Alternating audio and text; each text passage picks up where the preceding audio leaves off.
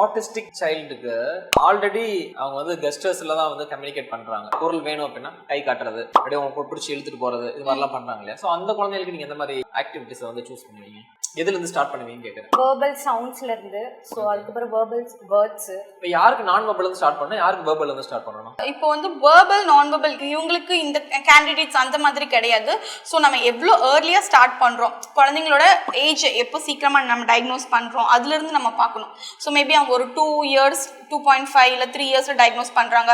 So குழந்தைகிட்ட வந்துட்டு கொஞ்சமாவது சவுண்ட்ஸ் ஏதாவது அவங்க வந்துட்டு வோக்கலைஸ் பண்ணுறாங்க, இல்லை ஏதாவது ஒரு வேர்ட் ரிப்பீட் பண்ணுறாங்க அப்படின்னா அவங்களுக்கு கண்டிப்பாக நம்ம வந்து வேர்பலாக ட்ரை பண்ணுறப்போ இம்ப்ரூவ்மெண்ட் வைஸ் வந்து நம்ம நிறைய அச்சீவ் பண்ணலாம். ஸ்லைட் வேர்பலாக இருந்தாங்கன்னா நம்ம வேர்பல் இருந்தே ஸ்டார்ட் பண்ணலாம். டோட்டல் மியூட்டாக இருக்காங்க இல்லை அப்படின்னா அவங்க இன்னும் சவுண்ட் ப்ரொடியூஸ் பண்ணல அப்படின்னா கெஸ்டர்ஸ்ல இருந்து ஸ்டார்ட் பண்ணலாம். அதுவுமே ஏஜ் பொறுத்து இருக்கு. உங்களுக்கு இப்போ 2 yearsல வராங்க அப்படின்னா நம்ம ட்ரை பண்ணோம் அப்படின்னா அவங்க வேர்பலா கொண்டுட்டு வரலாம். இல்ல மேபி ஒரு 4 years 5 years அந்த மாதிரி இருக்குன்னா பாசிபிலிட்டிஸ் வந்து உங்களுக்கு கம்மியா இருக்கும். உங்களால்